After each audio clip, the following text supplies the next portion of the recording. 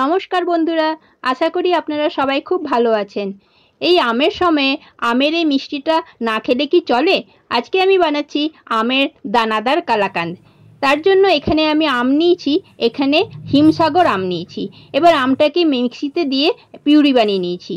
আর এদিকে 2 লিটার দুধ নেওয়া হয়েছে। দুধটাকে আমি ছানা বানাবো। এখানে লেবু দিয়েও ছানা বানানো যায়, আবার ভিনেগার দিয়েও ছানা বানানো যায়।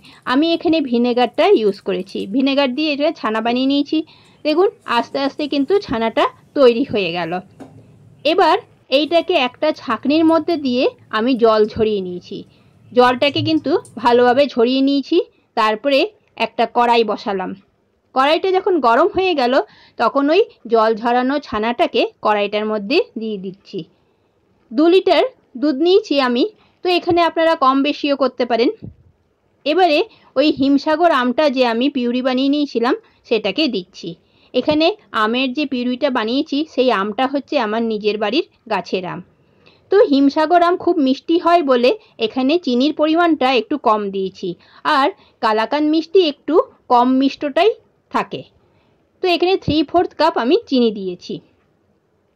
এখানে তাহলে আমি ছানা, আমের পিউরি আর চিনি এই 3টে উপকরণ দিয়ে ভালো করে এটাকে আমি একসাথে মিশিয়ে নিচ্ছি। জলটা ভালো করে নেড়ে নেড়ে নেড়ে নেড়ে অনেকক্ষণ ধরে নেড়ে এটাকে কষিয়ে নিলাম পুরোপুরি।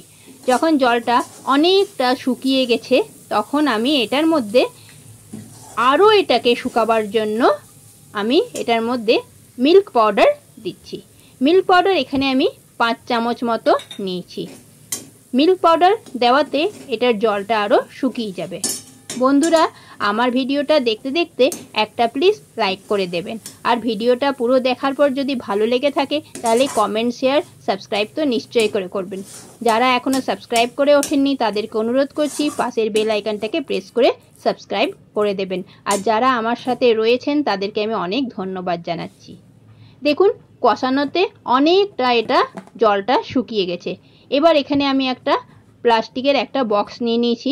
চৌকো বক্স হলেই বেশি ভালো হয়। কালাকাঁদ তো চৌকো চৌকো শেপে কাটলে দেখতে ভালো লাগে। এবার বক্সটার মধ্যে আমি ঘি ব্রাশ করে নিয়ে এই মিশ্রণটাকে এটার মধ্যে দিচ্ছি। ভালোভাবে চেপে মিশ্রণটাকে এটার মধ্যে দিয়ে চারিদিকে ভরে আমি প্লেন করে নিয়েছি। দেখুন কি সুন্দর করে প্লেন করা হয়ে গেছে। এবার এটাকে আমি 3-4 ঘন্টার জন্য ফ্রিজে আমি রেখে দিচ্ছি। ফ্রিজে রেখে দেওয়ার পর যখন 3-4 ঘন্টা পর এটাকে আমি পিস পিস করে কেটে নেব, কালাকাঁদের শেপ দিয়ে দেব। এখানে আমার 2 লিটার দুধে 12টা কালাকাঁদ বেরিয়েছে। তো ব্যাস তৈরি হয়ে গেছে আমার আমের দানাদার কালাকাঁদ।